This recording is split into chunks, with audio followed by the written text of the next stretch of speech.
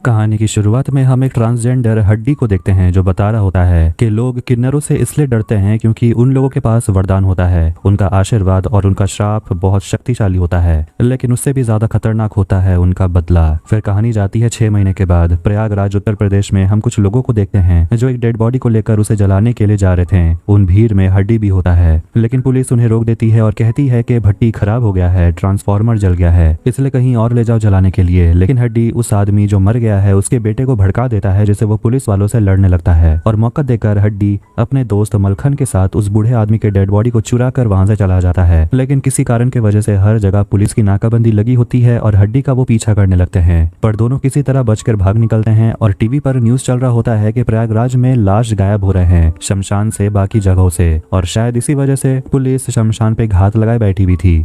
हड्डी और उसका दोस्त मलखन ये सारे डेड बॉडीज को बेचने का काम करते हैं, लेकिन प्रयागराज में उनका काम अब चलने वाला तो है नहीं, इसलिए वो बस पकड़ के वहां से निकल जाते हैं। लेकिन रास्ते में ही वो अपने दोस्त मलखन को मार देता है। अगले दिन हड्डी नोएडा पहुंच जाता है और हड्डी एक होटल में चाय पी रहा था और वहाँ न्यूज चल रहा था जिसमें इरफान रिजवी जो किन्नर समाज के सपोर्ट में आवाज उठाता है वो बता रहा होता है कि प्रमोद अलावत ने किन्नर समाज के लोगों को उनके ही घर से बेदखल कर दिया है। हड्डी जाता है इरफान के ऑफिस में और उसे चुपके से देखते ही रहता है। आधी रात में हम एक और आदमी चूना को देखते हैं जो ट्रांसजेंडर के भेष में पुलिस ऑफिसर के गाड़ी में होता है और वो ऑफिसर उसे ट्रांसजेंडर समझ के उसके साथ जबरदस्ती करने लगता है। चूना भी उससे लड़ने लगता है और लड़ाई में उसका बाल निकल आता है। जैसे वो पुलिस ऑफिसर चूना को मारने की कोशिश करता है तभी वहां पर हड्डी पहुंच जाता है और उस पुलिस ऑफिसर को मार डालता है। और चूना का साथ ही जोगी भी वहां आ जाता है और दोनों मिलकर पुलिस की डेड बॉडी को यमुना में बहा देते हैं। अब दोनों हड्डी को अपने ठिकाने पर लेकर आते हैं जहाँ वो लोग रहते हैं और उस जगह को सत्तू नाम का आदमी चलाता है और वो हड्डी को देखकर पूछता है कि ये आदमी कौन है, जिस पर चूना और जोगी बताते हैं कि इसी आदमी ने उस पुलिस ऑफिसर को मारा।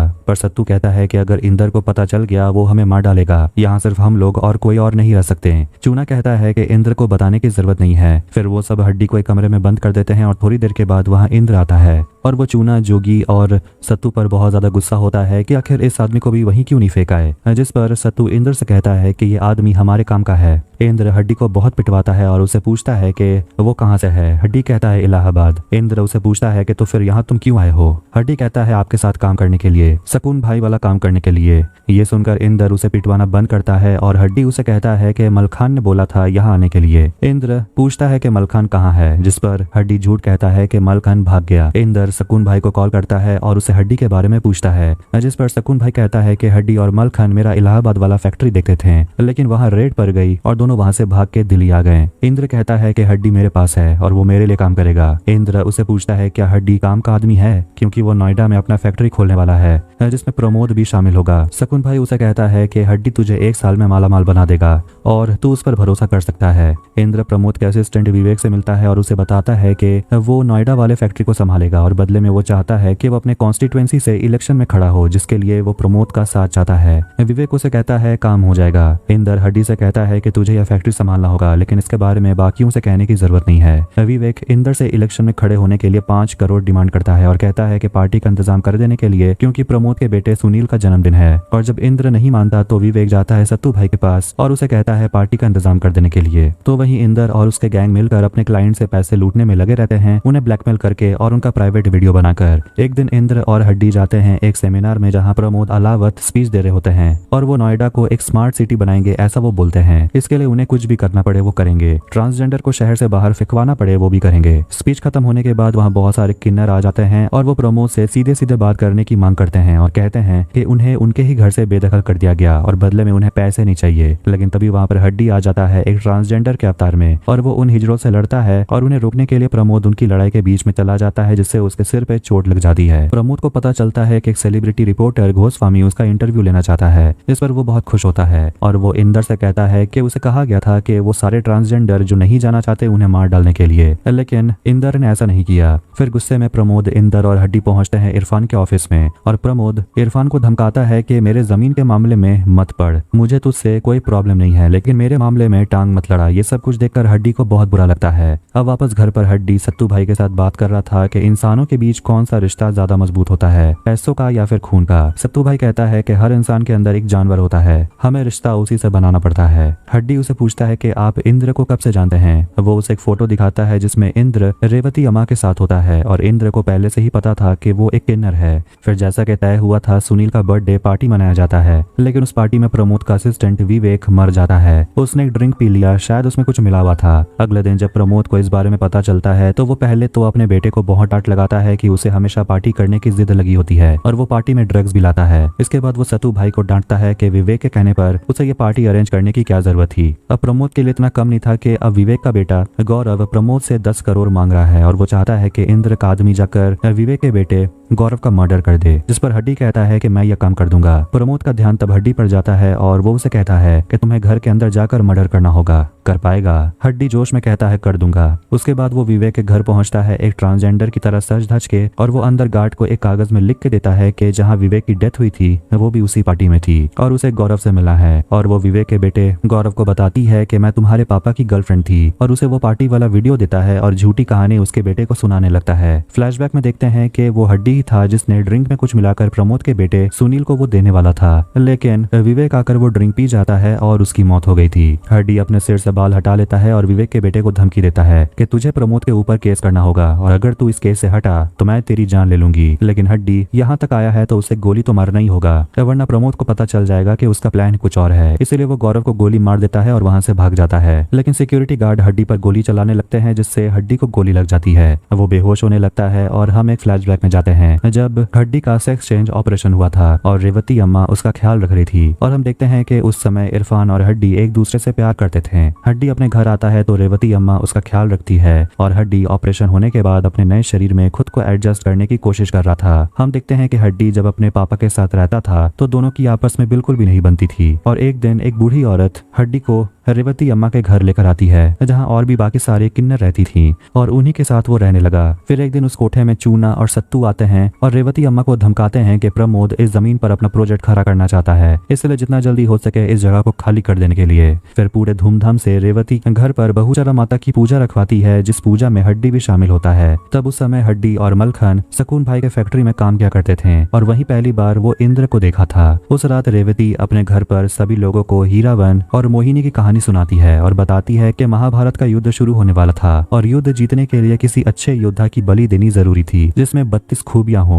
पांडव के पास ऐसे 3 योद्धा थे, भगवान श्री कृष्ण, अर्जुन और अर्जुन के बेटे इरावन। और इरावन को चुना गया लेकिन उसने एक अजीब सी शर्त रखी कि वो कुंवारा नहीं मरना चाहता, लेकिन कोई लड़की उसे शादी नहीं करना चाहती थी क्योंकि अगले ही दिन इरावन मर जाता। तभी श्री कृष्ण मोहिनी का रूप लेकर इरावन से शादी कर लेते हैं और पूरी रात मोहिनी इरावन की जीवन संगनी बनकर रहती है। अगले दिन इरावन का बलिदान हो गया और उसके बाद श्री कृष्ण अपने अवतार में आ गए और उन्होंने इरावन के बलिदान का बदला लिया। और ये कोठा रेवती अम्मा के परिवार से जुड़ा हुआ है, इसलिए रेवती अम्मा अपने इस घर को प्रमोद को नहीं बेचने वाली। एक दिन हड्डी इरफान से बात कर रही होती है जिससे वो प्यार करती है और कहती है कि मुझे लग रहा था कि तुम मुझे छोड़कर चले जाओगे अपनी नॉर्मल जिंदगी जीने के लिए किसी और लड़की से शादी करके। लेकिन इरफान यहाँ साफ साफ कह देता है कि वो हड्डी को छोड़कर कभी नहीं जाएगा। लेकिन हड्डी को इस बात की चिंता है कि कहीं इरफान उसके लिए अपने करियर अपने फ्यूचर को ना छोड़ दे। हड्डी इरफान से साफ साफ पूछती है कि सोच लो, अगर तुम मेरे साथ जिंदगी बिताना चाहते हो, क्योंकि मैं बच्चा पैदा नहीं कर सकती ना मैं तुम्हें वो खुशी दे सकती हूँ। तभी आजान का समय हो जाता है और इरफान एक अंगूठी निकालकर हड्डी को पहना देता है। अगले दिन जाकर दोनों रजिस्ट्रार ऑफिस में शादी कर लेते हैं, लेकिन रेवती अम्मा कहती है कि शादी तो अग्नि के सामने ही होगी, तभी मैं इसे शादी मानूंगी और जब इरफान अमेरिका से लौट आएगा तभी ये शादी होगी। फिर तभी वहाँ पर प्रमोद और इंद्र के लोग पहुंच जाते हैं और रेवती अम्मा हड्डी और इरफान को एक कमरे में जाने के लिए कहती है और उन्हें बंद कर देती है। रेवती अम्मा प्रमोद से मिलती है और प्रमोद बस यही चाहता है कि रेवती अम्मा डॉक्यूमेंट पर साइन कर दे और ये जमीन प्रमोद के नाम कर दे, लेकिन रेवती नहीं मानती और उसे कागज को जला देती है। प्रमोद कहता है मुझे पता था आप यही करेंगी। उसके बाद वो कुल्हाड़ी निकाल के रेवती अम्मा के गले पर वार करता है जिससे उनका बहुत खून निकलने लगता है और वो वहीं मर जाती है। ये सब कुछ हड्डी और इरफान छत से देख रहे होते हैं और हड्डी ये सब कुछ देखकर बहुत ज्यादा डर जाता है। प्रमोद हेडफोन लगा के गाना सुनने लगता है और उसके लोग यानी कि इंद्र, चूना, जोगी और बाकी सभी मिलकर वहाँ कोठे में जितने भी किन्नर होते हैं उन सभी को गोली मार के खत्म कर देते हैं। इरफान नीचे देखने की कोशिश करता है तो उससे भी एक गोली लग जाती है। फिर प्रमोद और उसके लोग चले जाते हैं। उसके बाद हड्डी नीचे आता है और वो जोर जोर से रोने लगता है क्योंकि उसका पूरा परिवार मर गया। फिर हम उस सीन को देखते हैं जो हमने फिल्म के शुरुआत में देखा था, जब हड्डी सकून भाई के पोते को मारने की धमकी दे रही थी और वो बताने लगती है कि कैसे श्री राम जी ने ऐसे लोगों को जो ना नर है ना नारी, उन लोगों को उन्होंने वरदान दिया कि उनका आशीर्वाद शक्तिशाली होगा और उनका श्राप भयानक और उससे भी भयावह होगा उनका बदला।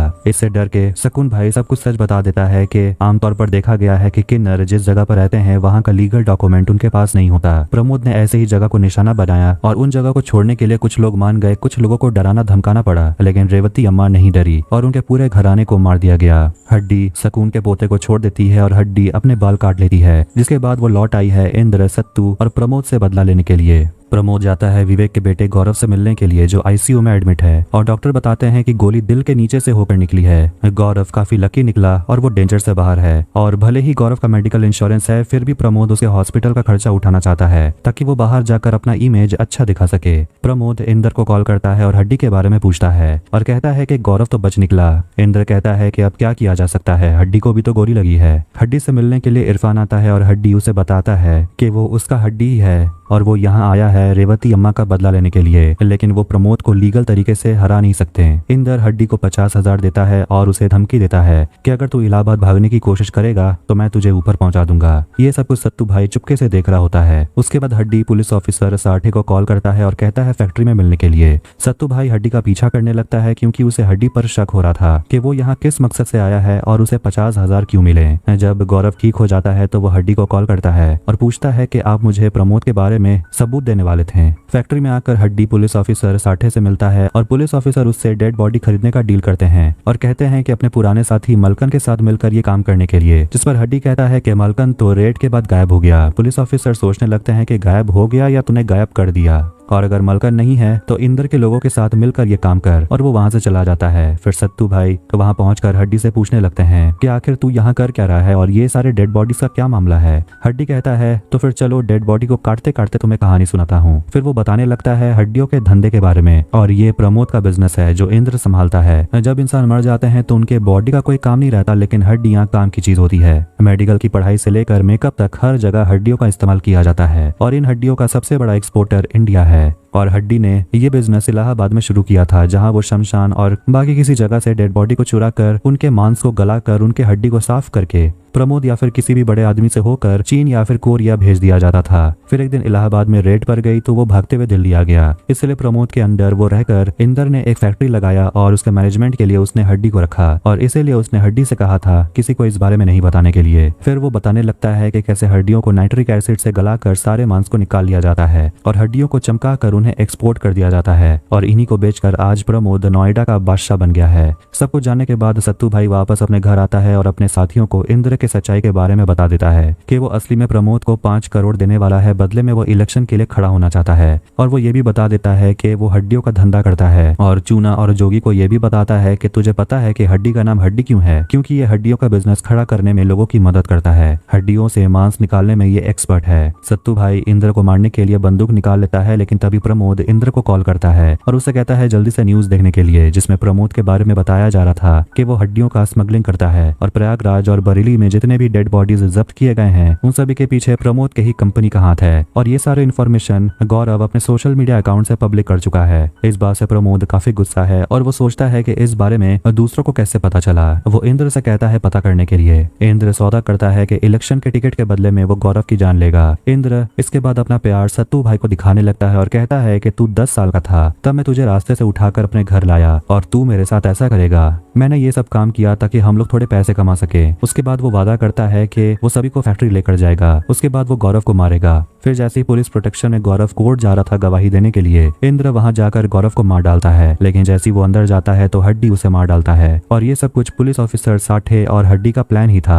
और वो बंदूक इंद्र के हाथ में पकड़ा देता है ताकि ऐसा लगे कि उसने खुद को मारा है। यहाँ हमें पता चलता है कि चूना हमेशा से हड्डी के साथ था, क्योंकि हड्डी ने उसे पैसे का लालच देकर कहा था कि वो महीने में 15 से 20 लाख रुपए कमा सकता है। इसलिए जब हड्डी ने इंद्र को मारा तो दूसरी तरफ चूना भी सत्तू भाई को गोली मार देता है, लेकिन वो इतनी आसानी से मरता नहीं। वो उसका गला दबाने लगता है और अपने दोस्त को बचाने के लिए जोगी वहां आता है, लेकिन सत्तू जोगी को मार डालता है। फिर जब सत्तू चूना को मारने वाला था, पीछे से हड्डी आकर सत्तू को 4 बार गोली मारकर उसे खत्म कर देता है। तो वहाँ एक रेफ्रिजरेटर वैन होता है जिसके अंदर बहुत सारी डेड बॉडीज होती है, वो भी बच्चे लोगों की। फिर वहाँ प्रमोद पहुंच जाता है और उसे अभी भी लगता है कि हड्डी उसके लिए काम कर रहा है और उसे कोई फर्क नहीं पड़ता इंद्र और सत्तू मर गए हैं। प्रमोद हड्डी से कहता है कि ये सारी डेड बॉडीज मेडिकल कंपनी को 10 दिन में डिलीवर करना है, जिस पर हड्डी कहता है कि ये काम मैं नहीं करूंगा क्योंकि ये सारे बच्चे हैं। प्रमोद उसे पूछता है कि आखिर वो क्यों नहीं करेगा, बच्चे हो या बूढ़े ये तो डेड बॉडीज ही हैं। वैसे भी अगर हड्डी काम करता है तो उसे 60 से 70 लाख रुपए मिलेंगे, लेकिन हड्डी ये काम नहीं करने वाला। प्रमोद उससे पूछता है कि कोई तो है जिसने बाहर में हड्डियों की स्मगलिंग के बारे में खबर फैलाई है और पूछता है कि वो कौन है। जरूर होगा कोई प्यार का अंधा।